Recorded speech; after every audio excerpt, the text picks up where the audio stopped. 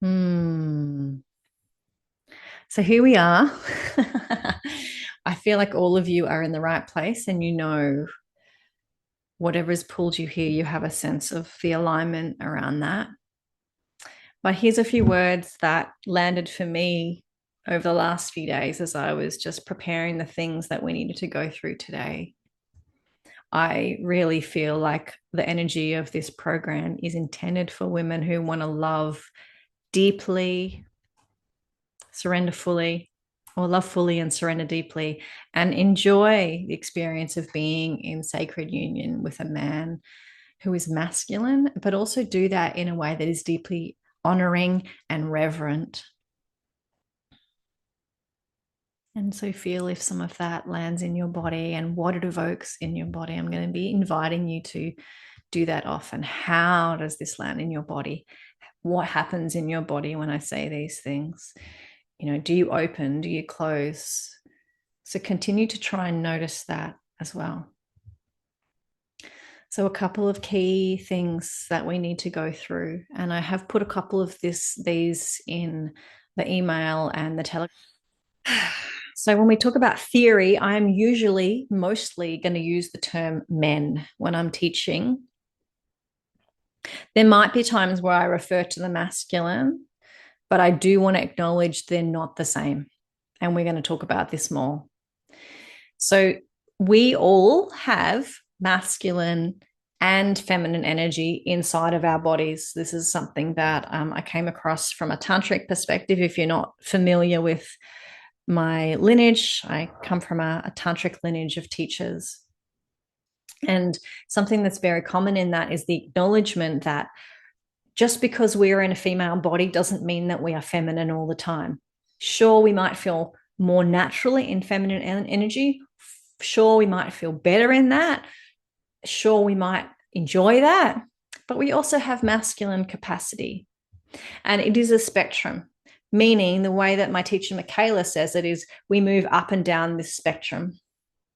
So in one moment, we might be in a masculine mode of doing, creating. I need to do spreadsheets. I need to do a budget. I need to do practical things. And then in another moment, we might be deeply in our feminine where we are dancing, creating, cooking in the kitchen, giggling, having fun, playing with children. So there's lots of different ways these energies can manifest, and that's certainly not the limitation of them. But to acknowledge that we both have access to both, sorry, all genders have access to both internally, what I would call internal union, our internal masculine and our internal feminine. And most men feel more comfortable being in their masculine most of the time. I'm going to say 70-80% of the time, most men who have healthy relationship to themselves enjoy being in a more masculine energy. And we're going to define these terms a bit later in the course, but I'm sure you'll have aspects of your own relationship to them. And the same for us as women. Most women feel more comfortable, nourished, and life is better and easeful if we're spending 70-80% of our time in our feminine. Now, this is important to understand because if we're doing less, we can start to feel drained. We can start to feel diminished. We can start to feel depleted. And the same for men. If they're spending too much time in their feminine energy, sometimes they can start to feel like their power is not as alive in their body. And so these are really simple but quite profound concepts if you haven't come across them before, to give ourselves permission to acknowledge that we have aspects to both, but we can choose to turn them on or to slip into them intentionally moment to moment. The other thing is, when we talk about men and maleness, men have qualities, which we're going to talk about extensively, that are different to us. And I would invite you to notice if discomforts come up about that, if resistance comes up about that, because men are different to us, but sometimes we forget that. Sometimes we can make the mistake that they're like us. But biologically, I'm talking biological men are made different to biological women. different hormones, different genital structures, different brain wiring. And so that's why, for the most part, when I'm talking about men and women, I'm talking biologically, because we are physically made different. And then there's all the chemical processes that happen through our bodies. For example, men have a 24-hour hormonal cycle. Their testosterone peaks and resets every single day. So if you have had the experience of wondering how men can just keep going and going, it's because their testosterone reboots every day. Women, our testosterone fluctuates over our 28-day cycle. It could be 24 or up to 30 days, depending on your bleed. But on average, I'm just going to say 28 days. Our testosterone's constantly changing throughout that time, which means we are not designed to be doing the same thing day in, day out. And this is important because if we understand the differences biologically between men and women, we can start to understand the emotional differences, the psychological differences, and how that manifests in relationship. So again, we're going to go deeper into some of these. I'm just planting some seeds, sprinkling some seeds on the lawn, hoping they might start to sprout some roots. If this is landing for you, again, let me know in the emojis at the bottom. And for some of you, this might be not new, and that's okay. And if it is, then allow your mind to start to be expanded by some of these concepts. Okay.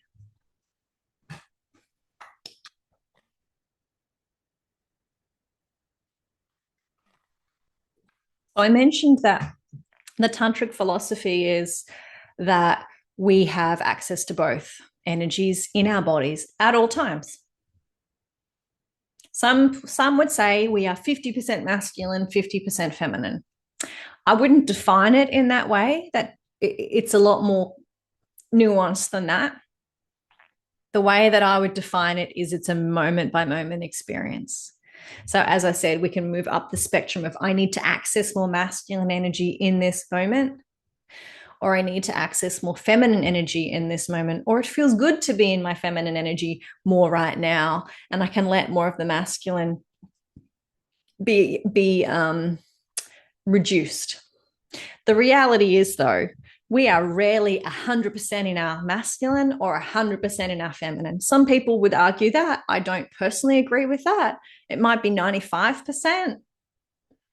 But to be completely in our feminine all the time, which is what when we talk about archetypes and God and goddess, the divine goddess, Shakti, she's 100% Shakti. She's 100% feminine all the time. But there's a lot of challenges that come with that energy. And Shiva, the masculine concept, he's 100% masculine all the time. But these are archetypal energies at the very extreme. Most of us don't have the capacity to function in the world by being 100% of one and 100% of the other. So when people tell you you need to be more feminine, sure, but maybe you just need to give yourself permission to put some of the masculine down and allow more of the feminine to play, is a different way of looking at it. Or letting yourself step through and notice the resistance to which one's holding more energy in your life. Practically, though, when I've got on here the masculine feminine split, a deeper aspect of this conversation is, if you think about Shiva and Shakti, the example I just gave you, most of us would not function in the real world if we were 100% Shakti all the time or 100% Shiva all the time. If you look at the archetypal stories, they need each other. One without the other creates destruction. It's not functional. And so for us to function in the world, we actually need both. And so the way I often view it is when I am alone, which means in a moment right now, I'm holding myself in the world, I need to be holding 40 to 50% masculine. So I'm managing my time. I'm managing my structure. I'm managing my calendar. I'm parenting my son. I'm paying the bills. I make sure there's food in the fridge, like these practical things. And then there's the other 40, 50, 60%. So it can move, but let's say just approximately 50-50. That is, oh, I'm in my body. Oh, and I'm feeling sad because my friend didn't get back to me.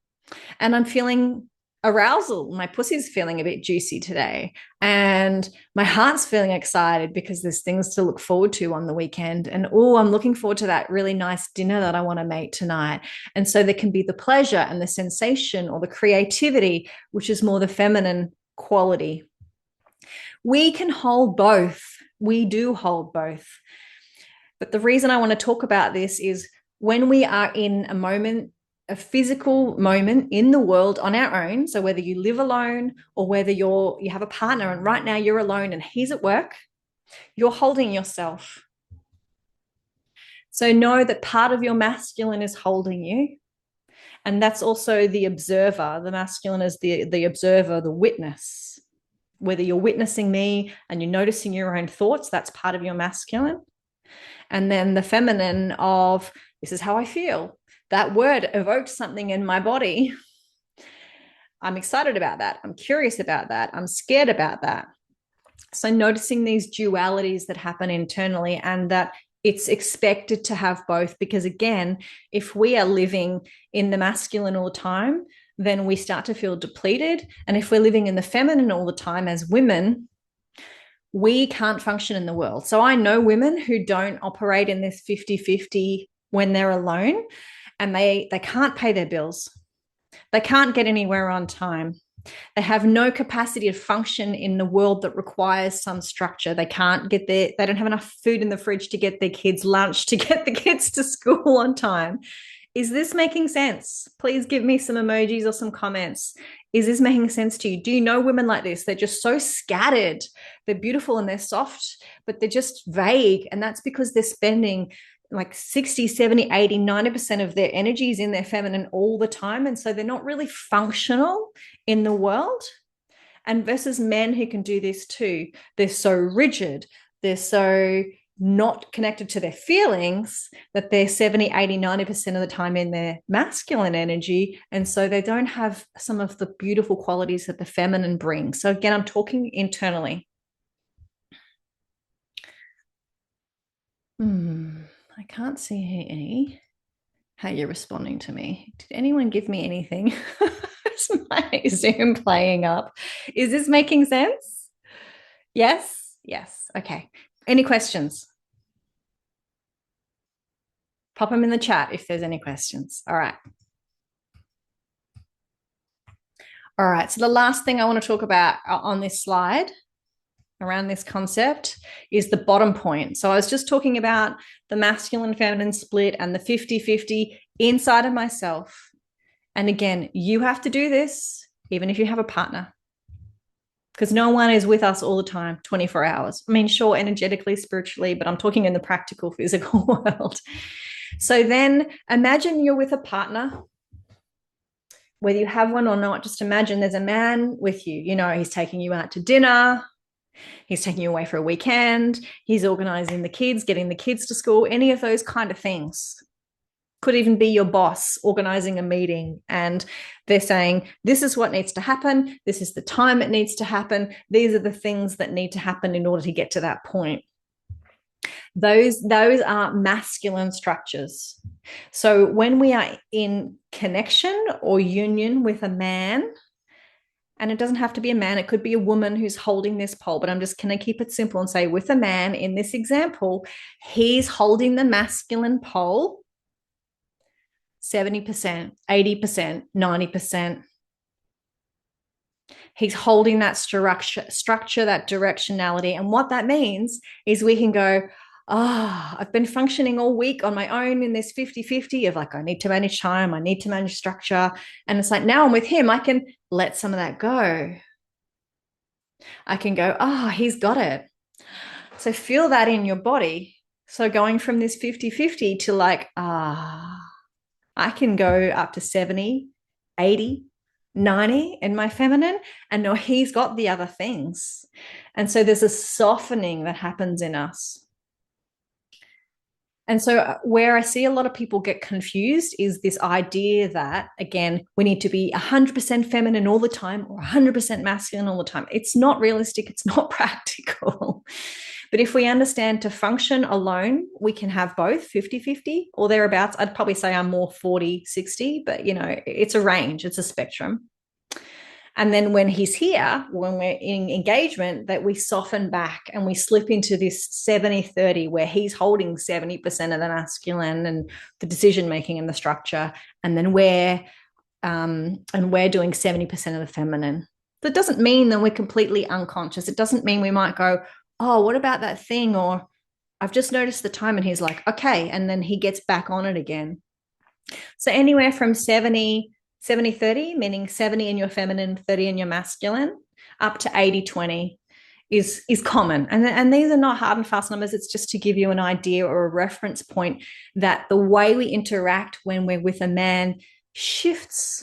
And this is because, if we go back to cave times, if we were in a village and we were living in a village together, we would all be together. We'd be looking after each other. We'd be grinding the bread. We'd be watching the children. The men would be out hunting, and there'd be a man in the village whose job it was just to protect us.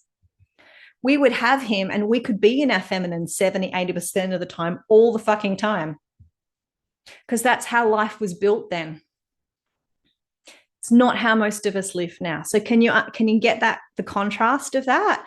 Why these concepts are helpful? Because this is where people think there's dogma in the polarity space, but the truth is there's so many more layers to this, and understanding we can shift moment to moment. We can shift based on the situation. We can shift based on what feels good for us, and we can shift in response to our partner. And for me, my son, I have a teenage boy. I actually shift with him too, because he's stepping up into wanting to hold more of the masculine energy in the house. So when he does that, I will soften back into my feminine in a way that's appropriate to the concept and let him hold more, because that gives him permission to practice versus me trying to fight him and I'm holding the masculine polar. Now we're headbutting because we're both trying to hold control. If I shift, then he feels happier. And it's the same if you have a partner or you're in a relationship with anyone, again, a boss, a colleague, or a life partner. So the last point is the advanced posture here is understanding where we can consciously move. So understanding, I'll go back to the example I gave you before. I'm alone. I've been working all day. I've been doing my masculine structure, so I'm in more of that 50-50. I've been managing time, taking some time to eat, look after my body, and then I'm going on a date with my partner, or I'm going for a sleepover, or, I'm going to spend time with him. So there's a transition in that where I start to go, I am now starting to drop some of the structure and come more into my feminine. So then I will use practices like the embodying Aphrodite practices, for example, and I'll start to soften myself back into more of my feminine, knowing my masculine can have a nap, essentially, because I'm transitioning into a place where when I show up at his house or I show up at the date, I've already started to put down some of that structure, some of that control, direction, management, because I know that he's got it. Even the plan of what time to arrive, where to go, those sorts of things. There's already a structure that he's created, usually, where I can start to lean back into this. And the beauty of this is the intentional switch. It feels better for both of you. It feels better for him because you're not fighting him. And it feels better for you because if you're a feminine oriented woman, then again, being in your feminine energy 70, 80, 90% of the time will feel better for you. Doing less will feel depleting.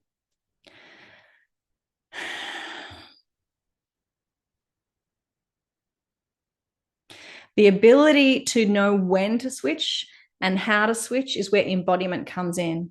It's where noticing how we're feeling comes in. And that is the deeper thread of this program, is knowing I'm in a place where I feel like I need to hold, or I need to fight, or I don't feel safe. Is my masculine leading, Or people say this a lot, like, she's too much in her masculine. Actually, she's actually probably not in her masculine. She's probably in a wounded feminine. And we're going to talk about this shortly. She's probably in a place where she's holding on because she doesn't feel safe. And so just notice the parts of you that might relate to that, whether you cognitively know that about yourself. But when we're still holding the control, the 50-50, or some women, some of you might work and you might feel like you're 70-80% in your masculine, not most of your day. And then you only get 20-30% of your feminine at the end of the day. If that's your reality, that's okay. There's no judgment around that. But I mean, don't judge yourself for that. But also know that on the weekend, you might want to balance that back and go, I now want to spend more time in my feminine because it's going to nourish me to go back to work during the week. So I'm talking a lot about these shifts of energy, but they're really quite powerful concepts to really grasp. So again, how is this landing for you all?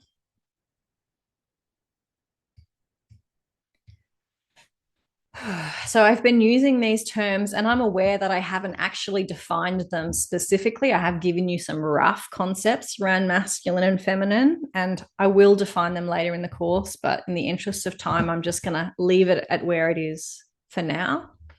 But what I want to do is start to talk about these quadrants of what I call healthy masculine and healthy feminine. So I actually put a post up yesterday about toxic masculinity. People often use this word that masculinity is toxic. And I would say, I'm sorry, that is bullshit. I do not agree with that. Unhealthy expressions of masculine energy in any body, man or woman, is toxic. It's how that energy is expressed. Masculine energy in itself is just an expression. Feminine energy is just an expression. But both have a healthy, which you can see at the top of the quadrant here, and both have a toxic, or what I sometimes call the wounded. So healthy and wounded. We all have wounded parts. And we all have a healthy masculine and a healthy feminine. We all have a toxic or a wounded masculine and a toxic or a wounded feminine. And this concept, when I first learned about this, it totally blew my mind, actually, because I was like, whoa, I can see how my parents' relationship didn't survive. I can see where my marriage struggled because of where we were sitting in these quadrants. So let's dive into these.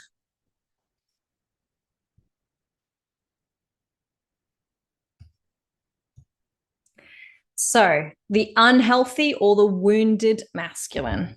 And again, think about this in people that you know, but in yourself too. It's not gender specific, although we will often see it in men more for all the reasons I've already mentioned. So, unhealthy, toxic, or wounded expressions of the masculine. This is Christian Grey from 50 Shades of Grey. If you are familiar with the movie, in the beginning, he's depicted as a very unhealthy masculine. It's attractive, it's sexy often, but it's also controlling. It's also dogmatic. It's also forceful.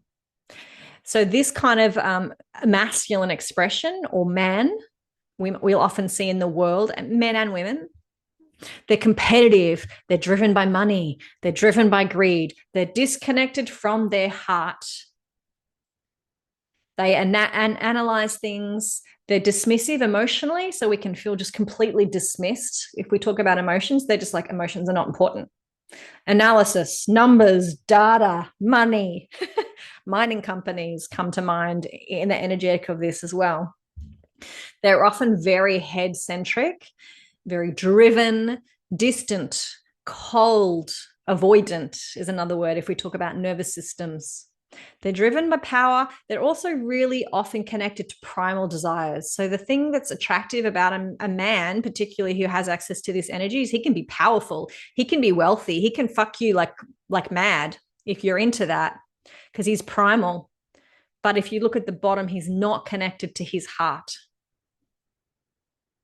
So notice how your body feels, and I want you to share in the comments, how does your body feel about this energy?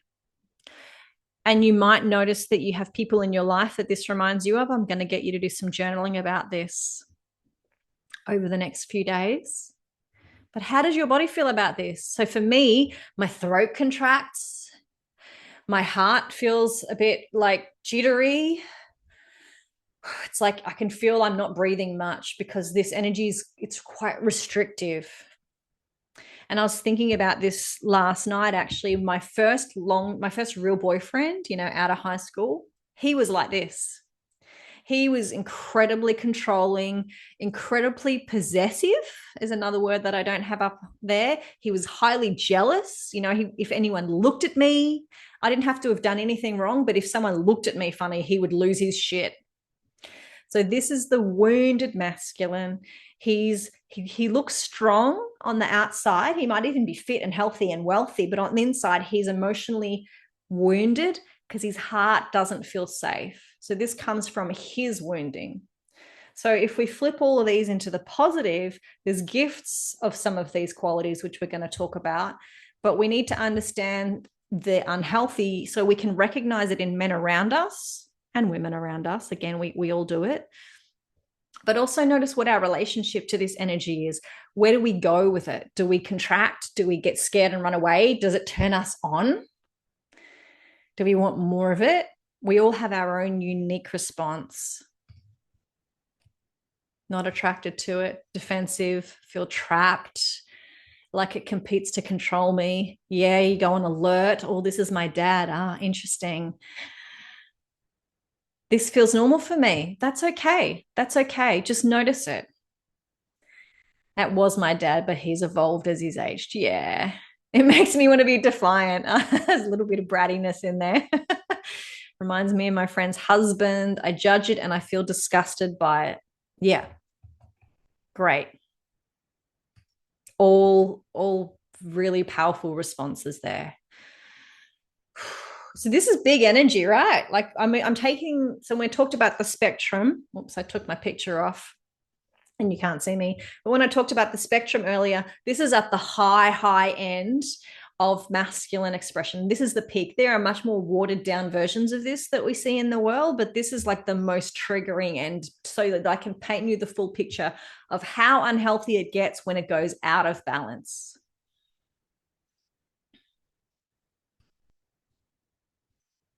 Part of it is sexy, yeah, and that's the bad boy appeal. And so what's important to acknowledge here is, if there is a part of you that's attracted to this is what we often term the dark masculine, the primal, and there is appeal in that bad boy status if we feel safe in it. But what will often happen is, for women who are more feminine, is we might attract a man like this. Like my example of this first partner that I had, what was I, 19, 18, 19? And he was like this. And I was so soft and I was so sweet and I was so virginal. Like he was the first person I had sex with. And he was more experienced than me sexually, all those things, right? So he was the bad boy and he fucking corrupted me. It's very archetypally opposed from bad and primal and scary. And he took me down some rabbit holes of things that at the time were a lot for me. But he was attracted to my lightness and my sweetness and my vulnerability. And so the energy of this, while this expression of the masculine in a man is wounded, also know that he can be really attracted to the sweetness, the lightness, the purity. And so this is the aspect of polarity, these opposing forces.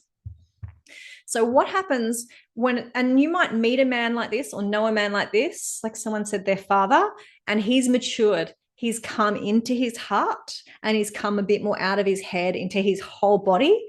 And so when a man starts to transition in this way, this is who he becomes. Again, we're going to the opposite end of the spectrum now, the fully healthy masculine. Some would say the divine masculine. For me, I think about it more as the archetype of the king. We've got Aragorn here, who's the king from Lord of the Rings in the third movie. He steps into his kingliness. And so the healthy expressions of masculine energy, this is what we don't see enough in the world, by the way. We don't see it enough because people are scared of it and they don't even know what it looks like to recognize it. He's centered. He's present. He's grounded. He's aware. He's decisive. He's calm. So he's not dismissive of your emotions. He welcomes them, but he's calm in them. It doesn't rock him. He doesn't shut you down. He's like, it's okay, baby. I've got you if you're emotional right now. You just be here and I'll hold you.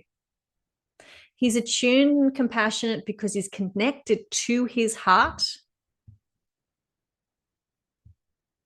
He's fair. So he's as the king, he rules and he's just. He's not emotionally driven. He's clear-headed, but he also has access to his emotions, so he's considered. And here's one of the highest qualities of the healthy masculine. He is led by truth. Feel that in your body. A man who's led by truth. And really notice how that feels. For me, it opens, my throat opens, my heart opens, my pussy gets a bit yummy. It's like my whole body's like, yeah, the man who really is led by his truth, the truth to show up in the world with love and accountability, but also who won't be messed with, who won't be fucked around or pushed around. That is this healthy masculine. He is strong. He is unwavering, but he's also got enough humility that he isn't rigid like the first example. He's very rigid, the wounded masculine. The healthy masculine's not rigid. He's accountable. He will take responsibility when he makes a mistake. He will acknowledge when he's made a mistake. And he's also got a connection to his inner feminine, which is where he's connected to his heart. And so he's not, he's attuned. He can be actually, the men I know that sit in this archetype. So one of them I co-facilitate with, his name is Michael Cooper. He sits in this energy a lot and he is very intuitive. And so men have access to this part. They've brought in some of their healthy feminine traits. And she kind of just sits in the background, the intuitiveness of the feminine, but it comes through the power and the truth and the presence of his body because he trusts his intuition. He's not got to the place, sorry, he's evolved past the place where he's like, that's silly, that's, emotional. He welcomes it. And so this is the range of refinement that comes with a man who's really in his healthy masculine. He trusts his intuition, but he's also going to pick up a sword and fight to protect you if you need. And the last one, he's connected to both his primal energy, which we talked about with the wounded, like he will ravish you and take you and be firm as a lover, but he'll also be soft and sensual because he's connected to his heart. He has access to all of those energies. So again, how is this landing in your body? What opens in your body? Both of my ex-husbands are these. Wow, that's amazing, Bernadette. Feel grateful to be with a man who's like this. Yeah, wow, that's so beautiful. I've met him. Yeah. Yes, you have met him, Tessa. Yes, I feel calm, like I can relax. What else? So here's what I'm going to observe from the comments that you've shared. No one's saying this is arousing me. Is anyone feeling aroused by this kingly energy? And I'm just asking because if you don't, sometimes we don't get turned on by this because it can seem a bit dull compared to the bad boy or the man who's more seductive and erotically driven, but is a bit wobbly. So the king energy is so grounded, it will not disrespect you. And sometimes that's the thing that we as women can miss. If we don't know this is a healthy energy in a man, we can overlook him. Honestly, we can overlook him. We cannot see him because he's not chasing us down. He's not flirting with us. He's not pursuing us. He's just there, like the oak tree. He's solid. He's grounded. He's present, but he's not going to take you somewhere that's disrespectful to you. So notice some of those qualities here as well. I love the comments that are coming through. I'm desiring babies, and I say this is the answer that I desire. Yes, this is the man. This is the man who takes us where beyond where we can take ourselves. You know, and as an example, when I think about my son's father, he had qualities of the first man and qualities of this man, but he had a bit of both, and he wasn't completely grounded in either. And so he was quite disconnected from his heart, actually. Was one of the things I struggled with the most. Is he could be a lot of these things, but he didn't have enough connection to his heart, and he would dismiss me. He would dismiss my emotions. He would dismiss my intuition. He would dismiss my sensitivity. And I'm sharing this because most of you've probably had this experience too. And so he wasn't at that time grounded enough in all of these healthy traits that I felt completely safe with him all the time. And he never disrespected me physically. He never abused me. I'm not talking physically safe. I'm talking emotionally safe. This healthy masculine creates so much emotional safety in us that sometimes we don't even know we can feel that safe. Because if we've never had a man show up for us like this, our nervous system is like, what? This is scary. I can feel like this. And then it will actually unearth deeper fears in us if we are not used to a man like this. And for me, when I started to spend time with men like this, that was what I noticed. I was like, they were so present that all of a sudden all of my whole body got activated in like fear and turn on and all these things. It was like, whoa, he's still and I'm the storm. This is also the dance of polarity. He's grounded and I'm alive with energy.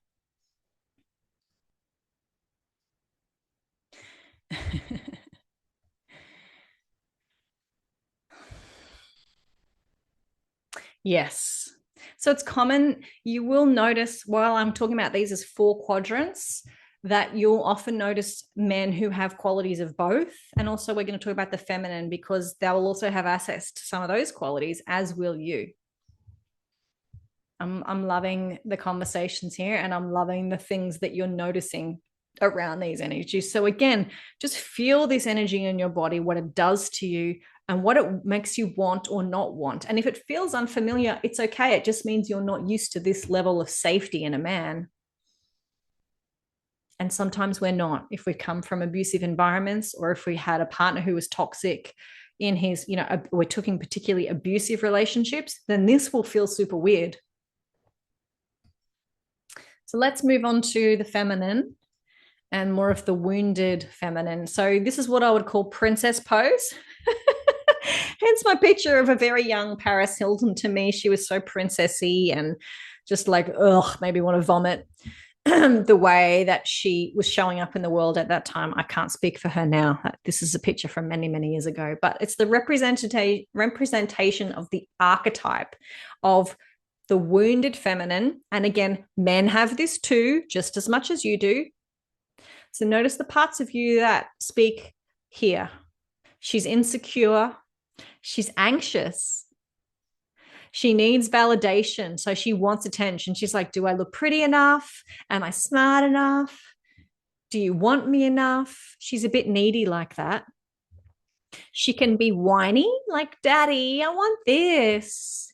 Or she can be a bit kind of like, I want more. That's not enough. Or she can be desperate too and grabby with her energy. She can be quite manipulative. So the wounded princess energy or the wounded feminine can often be quite seductive.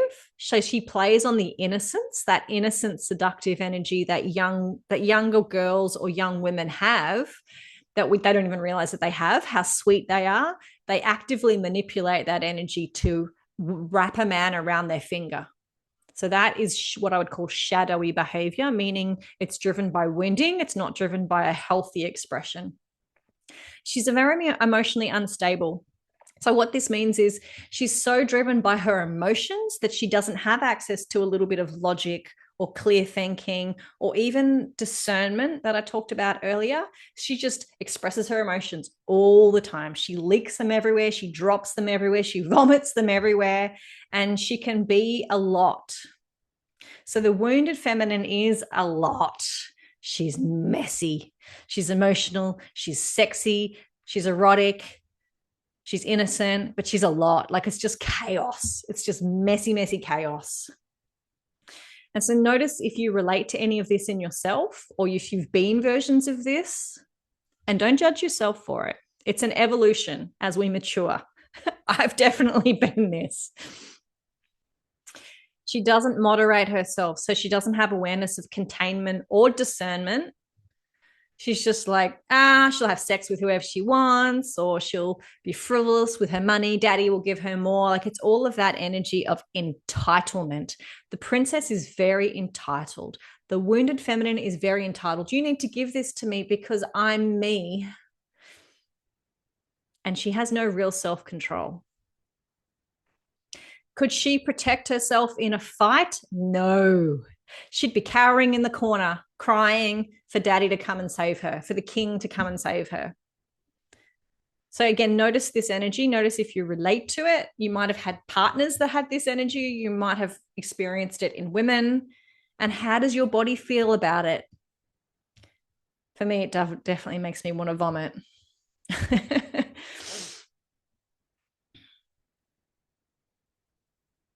My nervous system went into chaos. I was this for 45 years. Yeah, I'm so this. What else do you notice about this energy of the princess?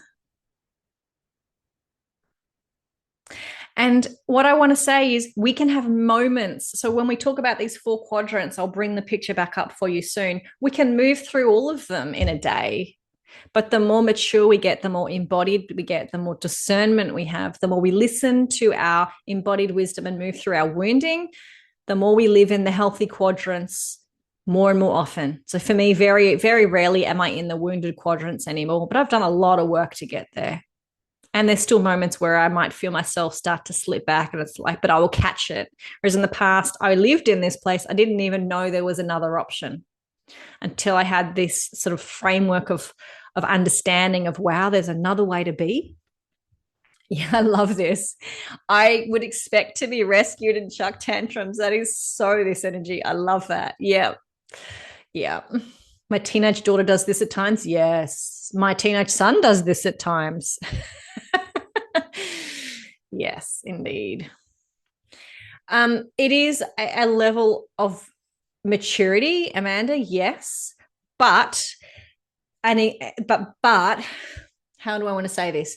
If you were holding the healthy feminine all the time, she would probably move through this phase faster because she has a template of what it feels like in her body to move towards, just as a frame. I don't mean that in a critical way. I mean that in a conceptual way, that the more we have examples of healthy masculine and healthy feminine in our lives, the more we just step into them. We don't have to spend as much time going through the wounded parts, because the wounded parts come from what we were taught by our parents, what was modeled by our parents, what our nervous system recognizes. And so again, when I see this in my son, I'm like, yep, I know this, because guess what? I did this. So when he does that, I'm like, yep, I can see younger versions of myself playing out in him. My masculine's first no triggered this. Yes. Oh, and that's a whole conversation, Bernadette. When a man says no to us, when a healthy king in his healthy masculine says no, where do we go? Do we go into fight or flight, or do we go into this wounded feminine? And that's actually quite common. And that's a whole topic that we will go into later. And thank you for sharing that. Yeah, it's super common that, and the word I would give around this version, the couple of words that are not probably on the screen, but I invite you to feel into them as summaries of this energy of the princess, is collapse. She collapses. Like, when I think about myself as this, I collapsed all the time. When something went wrong, I'd collapse in emotion. I'd collapse in chaos. I'd collapse in mess. I couldn't pick myself back up off the floor quickly because I was so driven by my emotions. And so this is the unhealthy expression of the feminine. Remember, we need to access our emotions, but she's accessed them to the point where they're just everywhere. And so what does it look like when she matures? Let's talk about the evolution of her and where we all want to be. Take a breath.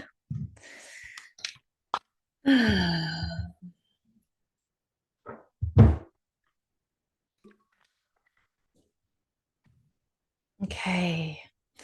The healthy feminine, the queen.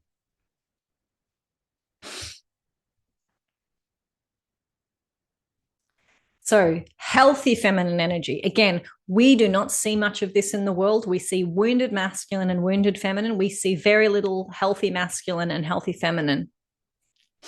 But the healthy feminine, the healthy queen, she's open through her body. She's not closed down, but she's not leaky like the princess. So it's open, but it's contained.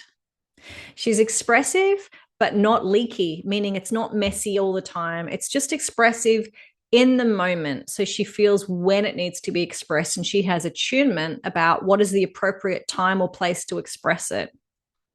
Versus the princess who just expresses it all the time with no filter.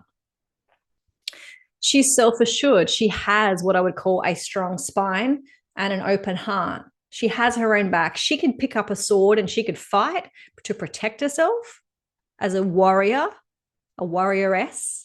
So she knows she's safe, she's confident, but she doesn't walk around armored. She's contained in her energy, but she's got a softness to her. She's got a gracefulness to her. So you can feel that she's powerful, but she doesn't have to shout it from the rooftops. She doesn't have to broadcast it publicly. It's just there in her. Maybe she sits quietly in the corner, but there's a quiet power to her. She's compassionate. So she's very connected to her heart, but not to the point where it rules her all the time. She understands how to balance the head and the heart. And so she has healthy boundaries, healthy containment, healthy discernment. She's very, very discerning, the queen, in fact. She's radiant. She's magnetic.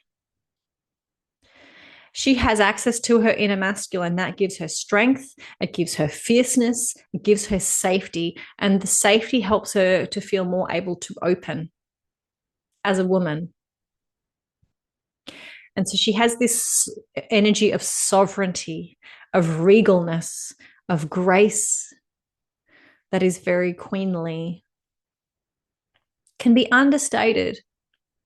You know, you think about some of the movies, the Disney movies. I'm thinking about Aladdin. Yeah, Aladdin right now, where you know the princess, she escapes the kingdom, and she dresses down in garbs. It's really hard to see, to not see through that external persona of her wearing raggedy, torn up clothes, because you can see her posture. She holds herself in a certain amount of queenly energy while she's also a princess and she's not fully developed.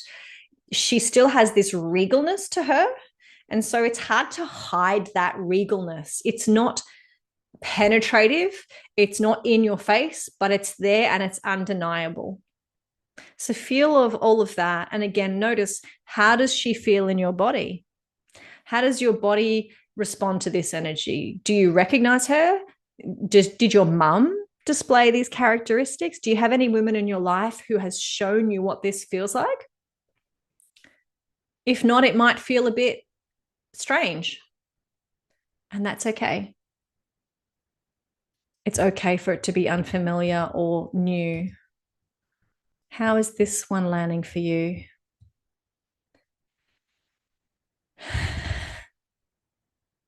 I'm ready to mature and leave my princess behind. Amen. Amen, Tessa. I had the same thought when I came across these concepts. I was like, whoa, so don't need this princess anymore. She's done her thing. Feels strong in my body. I have felt her before. Aspirational. Yes. I experienced her in my career. Beautiful. Beautiful. Love this. Excellent. So again, and give me the somatics in your body, ladies. How does she feel? Can you feel her strength, but also her softness? She's so safe. She's not afraid. So if I think about the princess is so emotionally ungrounded, like, a tree without roots, she'll just wobble everywhere. Whereas the queen is so grounded, she's got strong roots. She's got herself. And that's one of the big differences between them is how rooted the queen is and the king versus the princess, who's just like, you can blow me everywhere. And there's moments where that's appropriate and beautiful, radiant, grounded, calm, safe, compassionate. She looks very centered. Yeah. But in this picture that I've chosen, and of course, there's many depictions of queen energy. Can you see there's a softness in her? She's not so fierce that you couldn't feel her heart. To me, she has a very open heart. She's there, but she's also like, don't mess with me.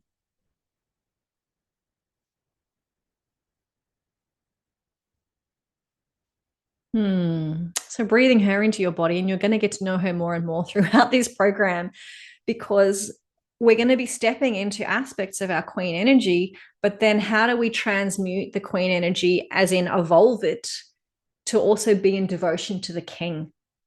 Because it's one thing to become a queen and discover, I can have this power and safety in my own body and attunement where I don't have to be a princess and I don't have to be wounded masculine anymore. I don't have to fight.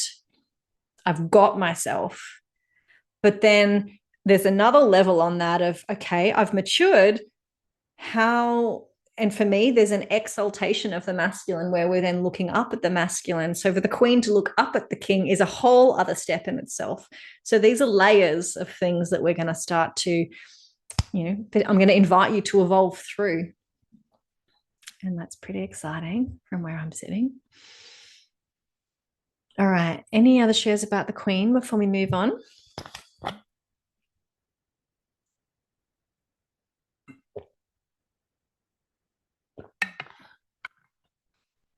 All right. I think that's fairly complete. So coming back to the 4 quadrants.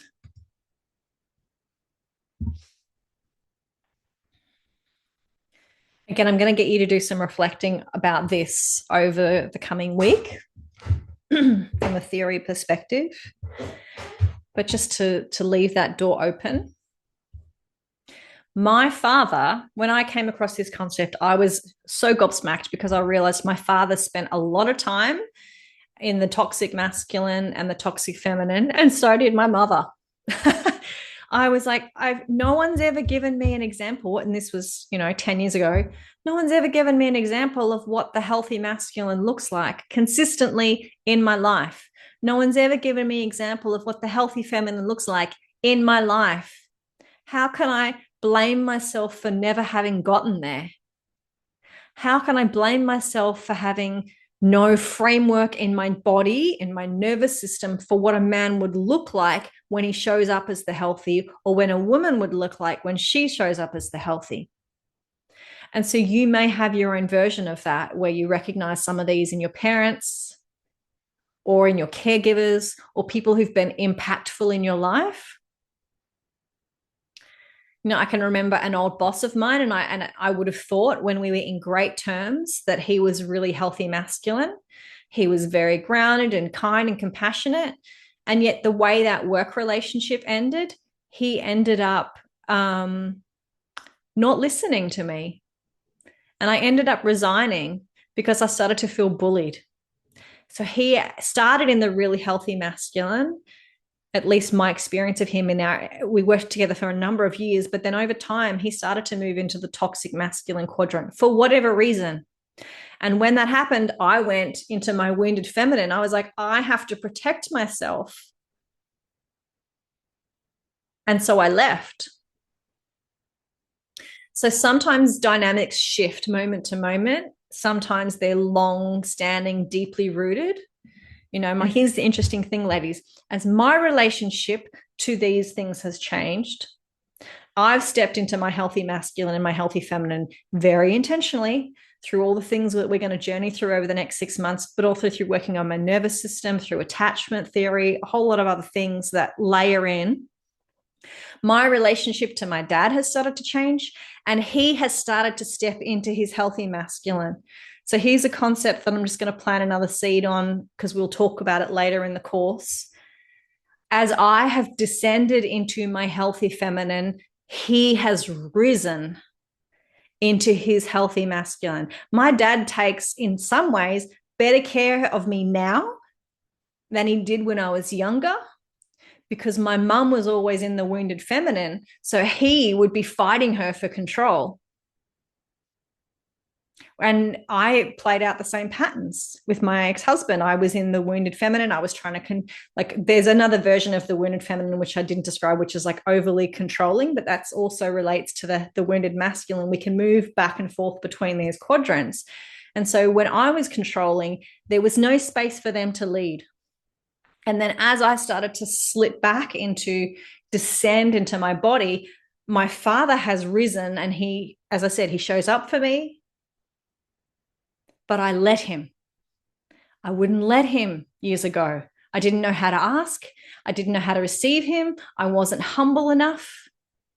I wasn't graceful enough. And I look at how he shows up for me now, and it makes me want to cry because he was not that man, but I'm the one that's changed. And this is why I say this ripple effect.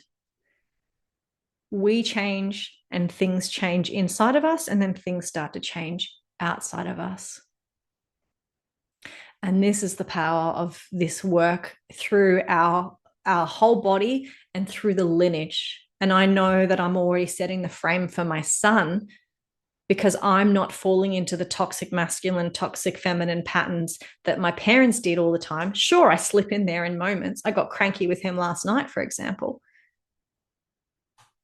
But I pull myself out of it quickly. I apologize, I course correct, and then I come back into the healthy and I show him what humility looks like, or what healthy conversations look like, or what respect looks like in a way that my parents never could.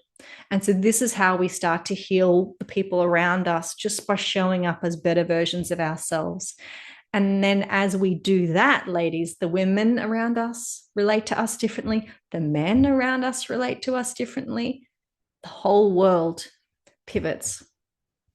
And I do not say that lightly. My whole world has changed just from understanding these concepts and spending years trying to shift the quadrant I was in. And I hold that for all of you too.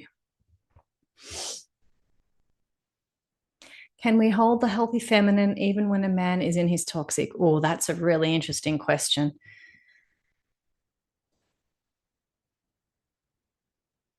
Yes. Yes, we can. But there would be a cost. So if a man is holding his wounded masculine and he is dogmatic, he's controlling, and we're showing up in the healthy, at some point, we would not be a match. So the cost would be either it starts to wear our nervous system down, because in order to hold ourselves in that healthy when someone is in the unhealthy, if they're in your life all the time, regularly, and you're spending a lot of time together, it would start to grate on the nervous system.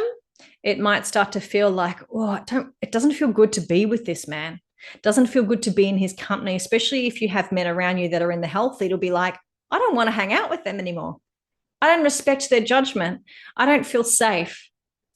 And so the cost would be, it would start to feel not aligned.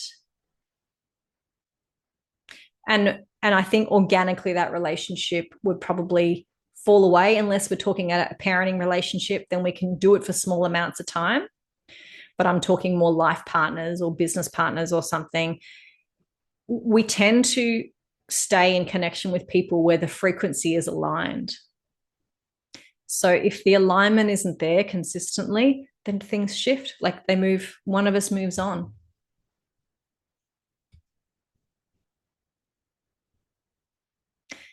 Would you end up crossing your boundaries at that point?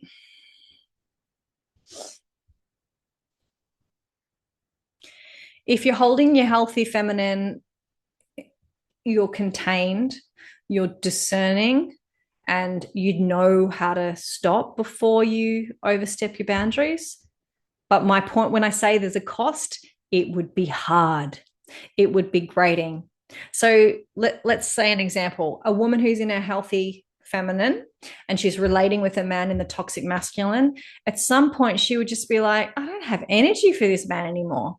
And if she's relating with a man who's in his healthy masculine, she'd be like, oh, this is so easy. I feel so safe. He opens me so deeply. Why would I want to go hang out with that other dude?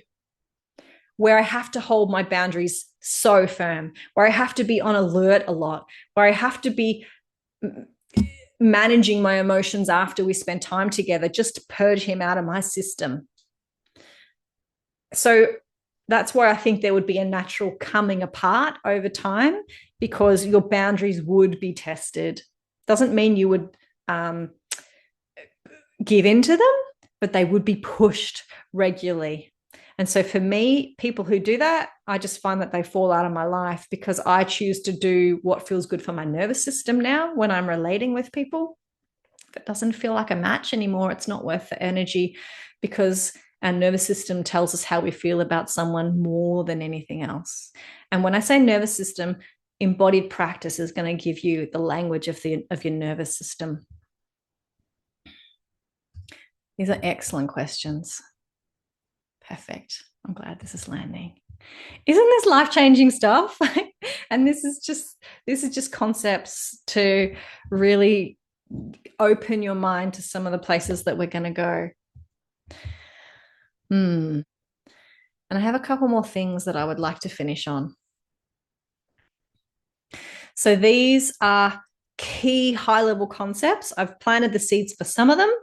We're going to go deeper into these throughout the whole program as well. I know I've said that a lot today. But I think I might even post these in Telegram too, so you can save them. A man is built to penetrate, and we're talking a biological man, remember. His body is designed to lead, as in his hormones, like when I talk about testosterone, his physical strength, the way his mind is wired, the flight or fight response in him. He's designed to lead, to direct, to make decisions, to protect you, to provide for you. Biologically, it's natural for men to want to do this. And when a man's in his healthy masculine, he welcomes all that. When he's in one of those other quadrants, he's going to struggle. So when a man's not doing all of this, you'll know he's sitting somewhere else in those 4 quadrants. When exalted in his power by the woman he is with, a man will rise. He will rise into his kinghood. He will rise into his power. Men, so even think about the phallic nature of the cock. A man rises into greatness, okay? I want you to really get this as a concept. The domain of the masculine is actually action. It's doing. It's aligned action. It's orientated towards movement, forward direction. Doing is the word I've put on the slide, but it's aligned action is probably how I would frame it now. That is the domain of the healthy masculine. Remember, I showed you the slide of the king, truth. And he takes action that is aligned. He does shit. He just doesn't sit and think about it. He does it. He might sit and think about it first, but then when he rises into his power, he's like, right, this is what we're doing. And then he provides, he protects, he penetrates. So notice how this feels in your body. Share in the chat. How does this energy feel in your body? Again, does it open you? Does it excite you? Does it scare you? How do these words land?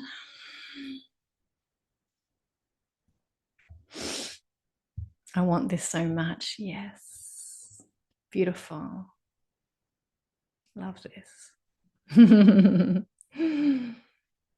This is the epitome of the healthy masculine. And then for a biological woman, in contrast, Think about your design of your body. The yoni is a receptacle. You are designed to receive. You are built to receive him inside of you. You take him in. Your body is the creational force. The womb is the gestational matrix of life. You birth, you gestate, you nurture, you create. The healthy embodied feminine leads from the womb. And because we lead from the womb's energy is quite down directional. So a woman in her power descends. She doesn't rise. Women talk about the feminine is rising, and I'm like, the discerning, contained queen that we talked about, she can stand behind her king and know she has just as much power as him, but she doesn't have to rise and make noise about it. She descends back and she holds her power with grace. She's connected to her heart because her power is in being, embodying. Shakti is beingness. Being versus doing. The masculine of doing, the in fullness of being in the moment, being open in the moment, being in pleasure in the moment, being attuned to our heart in the moment. And we do this through the heart-womb connection, the heart-throat-womb connection. We open and we descend down into the earth. That is the true power of the feminine. It's not peacocking. It's much more humble than that. And so again, when he's exalted, he rises. When we are healthy, we allow ourselves to descend beneath him, not because we are less than him, but because there's an energetic polarity that happens between the opposing forces of descent and rise, and they anchor each other. They amplify each other. They fuel each other. And this is what I would call union.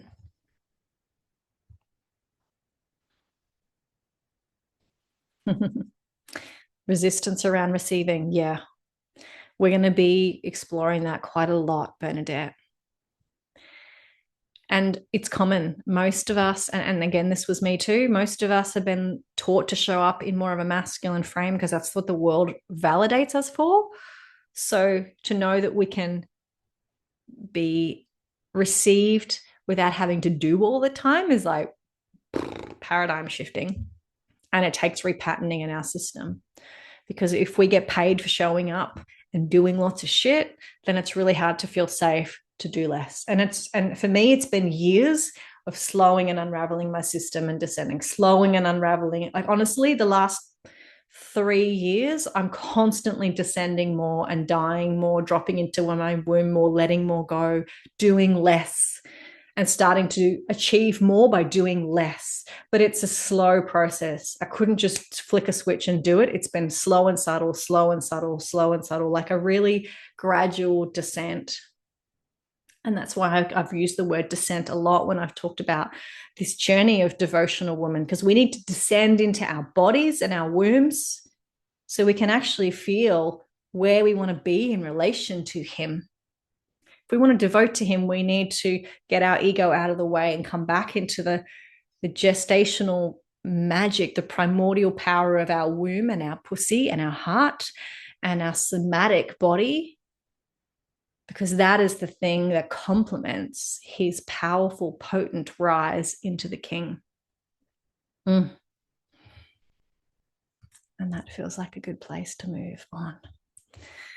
Yes, lots of conditioning. All right. I need to talk about embodiment so we can do an embodiment practice.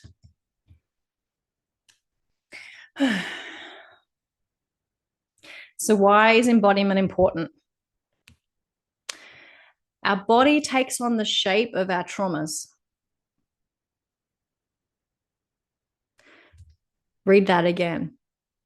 Our body takes on the shape of our traumas. Every time someone told you you're too noisy, you're too sensitive, you're too loud, you're too quiet, you're too stupid, you're too whatever the things were that people told us or that we thought in our head, our body has taken that on and contorted. It's like, oh, I can't be that. And so we start to contort ourselves into what we think the world wants of us. And so our body takes on this distorted shape. And that affects us as women, it affects us as humans. And that starts to filter through our nervous system. And so as we take on these woundings, we start to attract and resonate with people who have complementary woundings. We attract based on our nervous system. We don't attract from our mind and what we believe. We attract on the frequency we're resonating through our bodies. So wounded masculine attracts wounded feminine, for example, because they're on the similar frequency together in our bodies. It's what our bodies are attuned to. Then as we start to rise to maybe in the middle of the quadrants, we're going to attract someone who's more there because that's what our nervous system is feeling safe. And then as we move to the higher, I only really find I resonate with men in that healthy quadrant now because I've done so much work to put myself there. But that wasn't always the case. So what we attract is a reflection of our internal embodied state, and the nervous system is a key aspect of that. So the central channel of the body, which is the throat down to the pussy, down to the yoni, holds all this energy. It holds our fears, our doubts, our closures, our wounding. It holds our attachment systems, our beliefs about relationships, our beliefs about women, our beliefs about men. It's all stored in our body. And then that translates up to the mind. So if we move it through the body, then as I said earlier, it will kind of just bubble out of the mind and just be gone. We don't have to always work with the mind. In fact, I worked with the mind for a long time and it didn't shift in my body until I shifted my body. And then the mind was just like, oh, we don't need that anymore. So this is, I could talk about this for a long time, the theory of embodiment. I'm not going to extensively do that. I just want to give you some things to understand that everything that we are struggling with, the body is holding it. The body is holding the key to change it. The body is what put the closure there in the first place. The mind did, and then the body responded. So we work with the body, and then the mind responds back. That's the sequencing, if you want a flow chart. So we come home into the body, we feel it in the body creates space, and then all of a sudden, it's not needed anymore.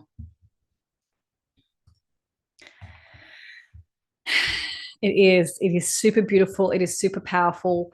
We don't give our bodies enough credit for the magical shit they can do. And I can't even explain to you the depth of change that's happened through my body. You're going to have to experience it yourself.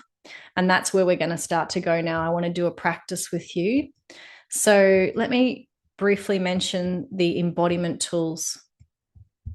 So there's two key practices, two key concepts that I want you to come back to throughout this entire 6-month program. So these are the key things I want you to remember from an embodiment perspective. The first is the embodiment keys. We need to slow down in order to feel our body. If we're rushing all the time, like if I'm doing this, blah, blah, blah, blah, I can't feel myself. But if I slow down, if I take a breath, there is space to feel. When we slow down, we feel. When we slow down and breathe, we feel more.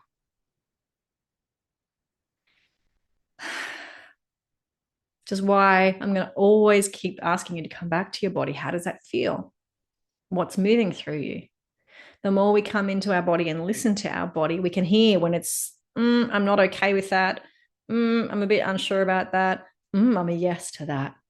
But if we're so busy, again, we're running around or we're in our heads, we can't even notice those sensations. We might get a churning in our stomach that tells us something is wrong, but we can sometimes dismiss it because we've learnt to. So coming back to okay, what is my body trying to tell me? Slow down. That's the first thing. And then use the embodiment keys. So some of you are familiar with these. Breath. That's breathing in. Sound. Ideally, breathe in your nose, out your mouth, open the mouth, Let the sound come out. Do that now as you breathe. And just notice what happens in your body. For me, it creates space. It creates an opening. It creates an awareness. It is so simple. And yet when we go into any kind of contraction, trauma pattern, or stress response, we stop breathing. So breath and sound are essential to being in your body. If you only do that, you're making progress. Then we have movement. So we're going to be doing movement, and I'm going to also invite you to use your breath. As we bring movement in, the body creates more space, and it can let go of the things that are stuck or rigid. And then touch. So often we've all heard about the healing power of touch, I'm sure.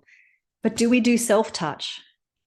Do we put our hands on our own heart, or our hands on our own womb, or stroke ourselves and it's like, it's okay. It's okay.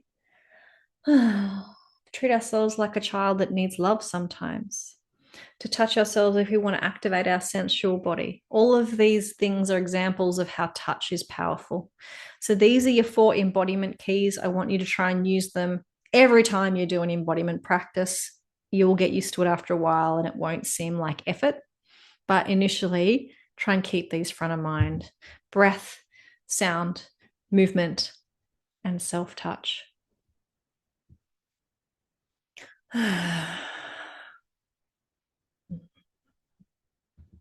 And even now, just doing that, you might notice your body feels different than it did at the start of the call. We've activated things. We've been talking about these quadrants. We've been talking about discernment and containment and self-responsibility. All of these things are activating. But can you create more space in your body by just breathing into it?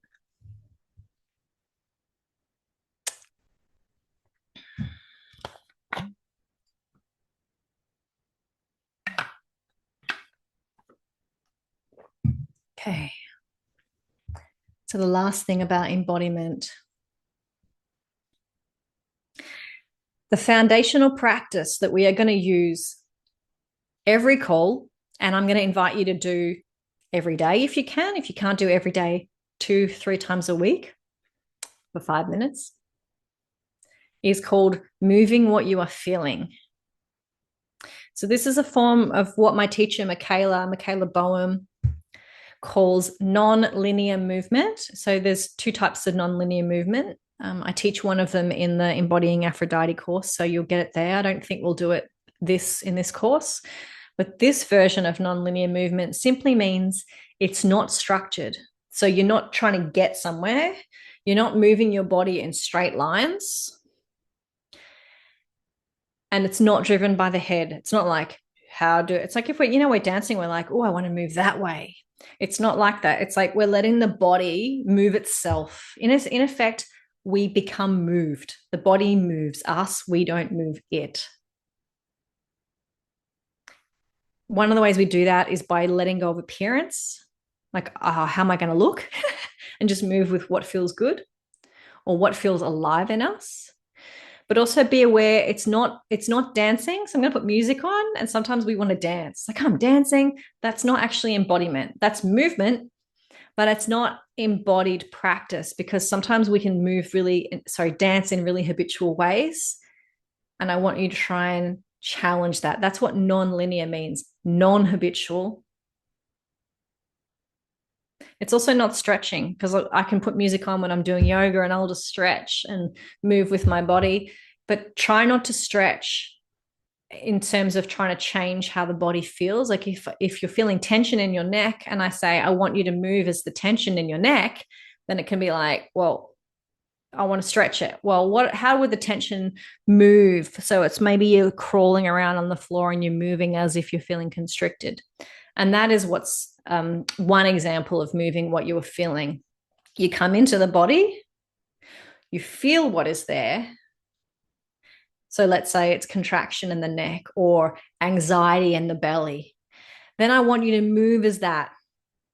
So how do I move as the anxiety in my belly? And then maybe your body tightens and your breath changes and it's like, I'm feeling anxious. I'm moving as if I'm feeling anxious. It's like you're playing it out in your body. You're playing it out in your nervous system. And the reason we do this is when we feel it fully, it dissolves. This is the core of nervous system work, moving what you are feeling.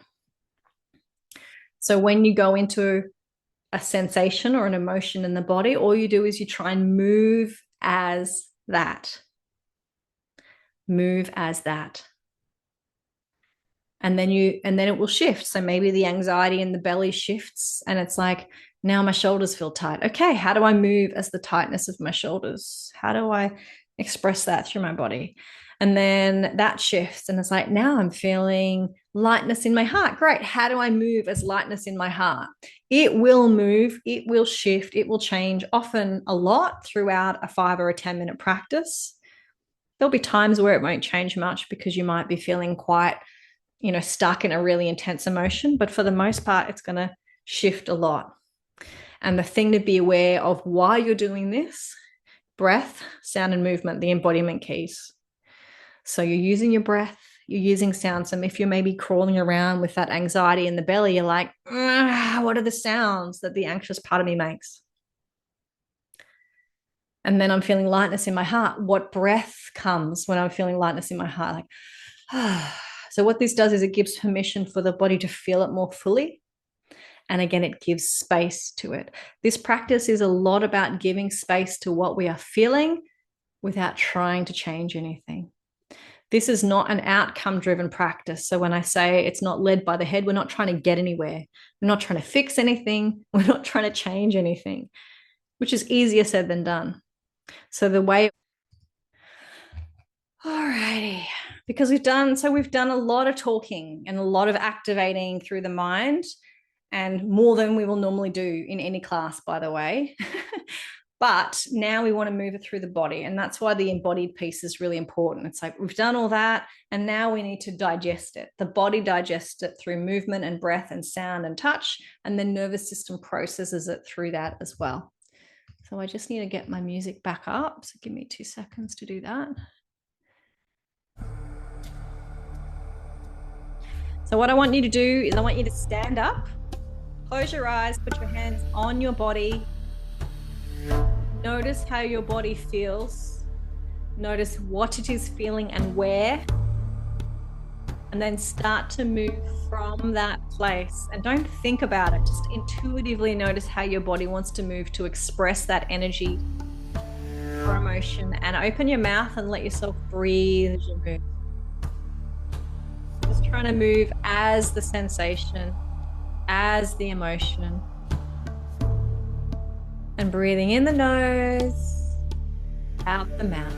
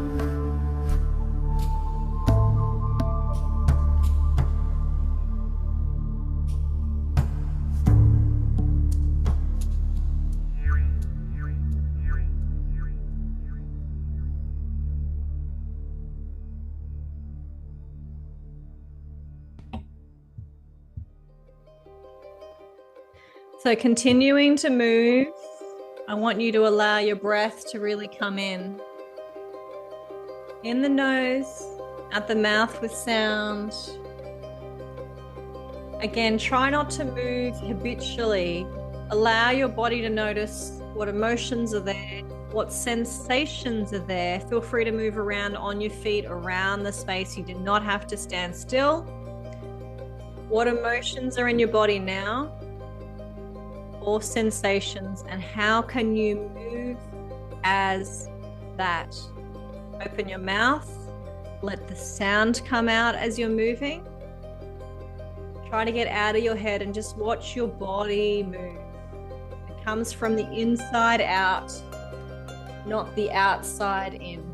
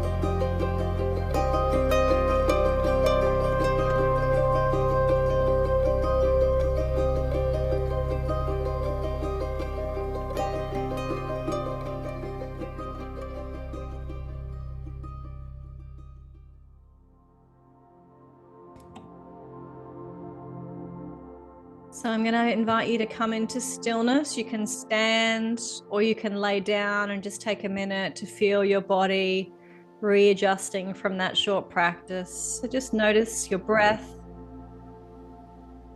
Feel your breath. Close your eyes, hands on the body. Take a moment and just receive yourself. Notice what's moving through you, how you're feeling, what you're feeling.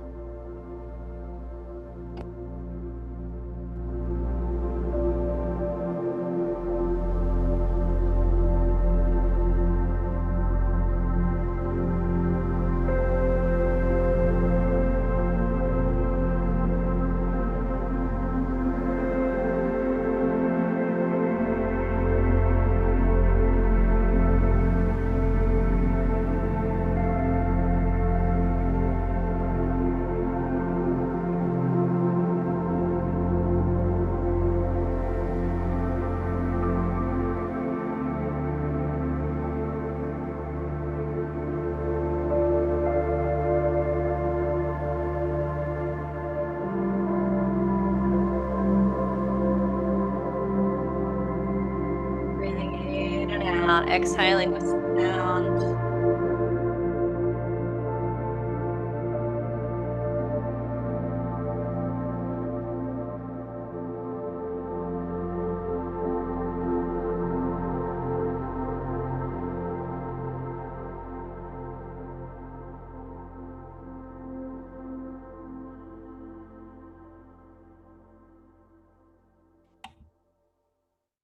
Again, in the nose, exhale with some sound.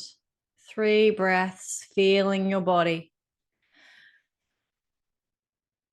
And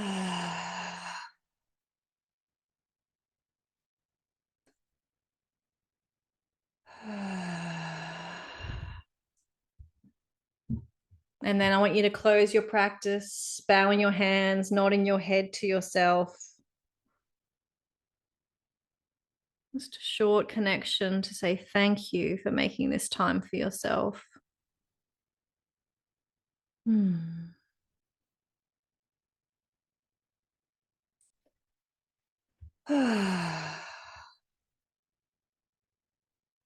then you can come back to the screen.